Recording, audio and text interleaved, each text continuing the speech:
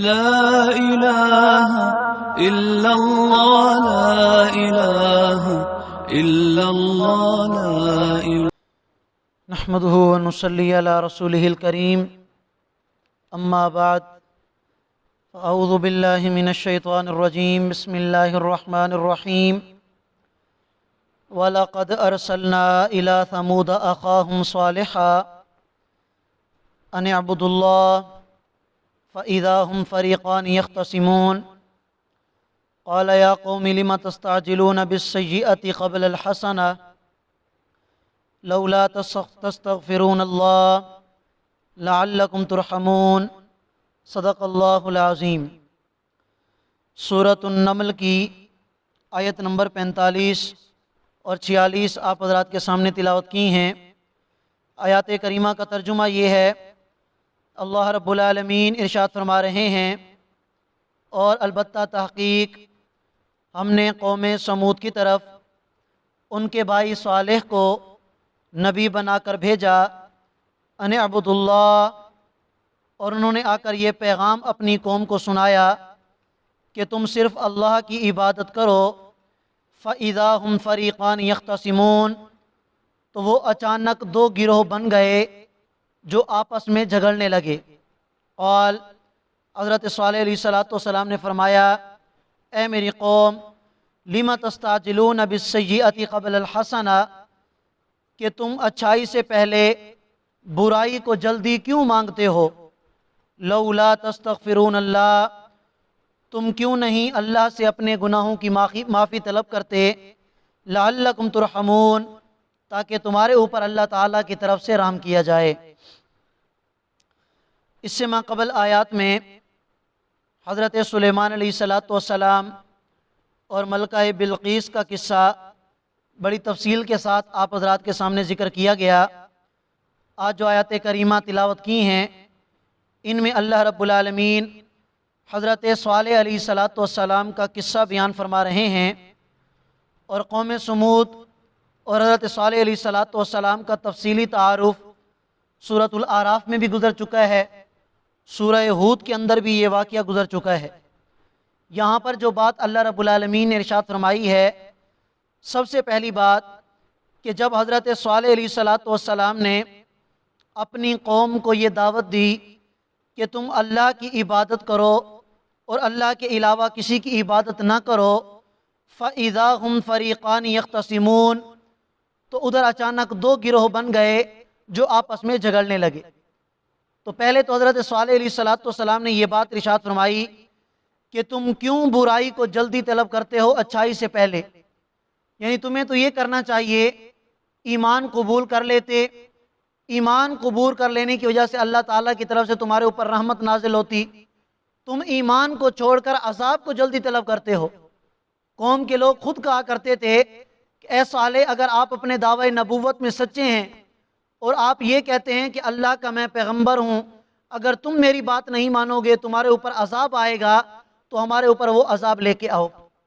تو تمہیں تو چاہیے کہ تم ایمان لاتے، تم ایمان لانے سے پہلے، اچھائی سے پہلے برائی کو جلدی طلب کرتے ہو۔ اپنے گناہوں کی معافی مانگو اللہ سے، شرک سے بیزاری کا اظہار کرو، تاکہ اللہ تعالیٰ کی طرف سے تمہارے اوپر رحمت نازل کی جائے۔ قالو، اس پر قوم والے کہنے لگے، اطیرنا بک و بمن معک، اے صالح، ہم تو آپ سے اور آپ کے ماننے والوں سے برا شگون نکالتے ہیں۔ حضرت صالح علیہ السلام نے جب دعوت چلائی تو دو گروہ بن گئے، ایک ماننے والے، ایک نہ ماننے والے۔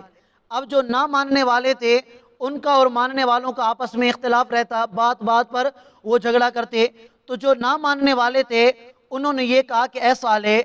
تم تو ایمان لانے کی بات کرتے ہو، ہم تو تم سے اور تم پر ایمان لانے والوں سے برا شگون نکالتے ہیں، یعنی تمہیں معاذ اللہ منحوس سمجھتے ہیں کہ جب سے تم آئے ہو اور تم نے دعوت دینا شروع کی، تم پر لوگوں نے ایمان لانا شروع کیا، تو دیکھو جی ہمارے اوپر قحط سالی آ گئی۔ روایات میں آتا ہے کہ اس وقت قحط کا زمانہ بھی آ گیا۔ تو حضرت صالح علیہ السلام کو لوگ کہنے لگے کہ یہ ساری معاذ اللہ آپ کی نحوست ہے کہ جس کی وجہ سے ہمارے اوپر قحط سالی آئی۔ تو حضرت صالح علیہ السلام نے فرمایا، طائرکم عند اللہ، کہ تمہارا جو برا شگون ہے اس پر قبضہ کس کا ہے؟ اللہ تعالیٰ کا ہے۔ بل انتم قوم تفتنون، بلکہ تم ایسے لوگ ہو کہ جن کی اللہ تعالیٰ آزمائش کر رہے ہیں، یعنی نحوست میرے اندر نہیں بلکہ تمہارے اعمال کی وجہ سے نحوست تمہارے اندر ہے۔ اللہ تمہیں آزمانا چاہتے ہیں کہ تم اپنے برے اعمال کی توبہ کر کے اللہ کے ساتھ صلح کر لیتے ہو، یا اپنے برے اعمال پر باقی رہ کر اپنے آپ کو اللہ کے عذاب کا مستحق بناتے ہو۔ مزید فرمایا وَكَانَ فِي الْمَدِينَةِ تِسْعَةُ رَهْطٍ، اس شہر کے اندر 9 آدمی ایسے تھے، یفسدون فی الارض، جو زمین میں فساد مچاتے تھے، ولا یصلحون، اور وہ اصلاح نہیں کرتے تھے۔ وہ لوگ کون تھے؟ تو روایات میں آتا ہے کہ حضرت صالح علیہ السلام کی قوم کے 9 بڑے سردار تھے، اور ہر سردار کے پیچھے ایک جتھا تھا۔ گویا وہ 9 لیڈر تھے، ان کی اپنی اپنی جماعت تھی، اور ان کا مقصد کیا ہوتا تھا؟ حضرت صالح علیہ السلام کی مخالفت، اور آپ کے جو ماننے والے تھے ان کی مخالفت۔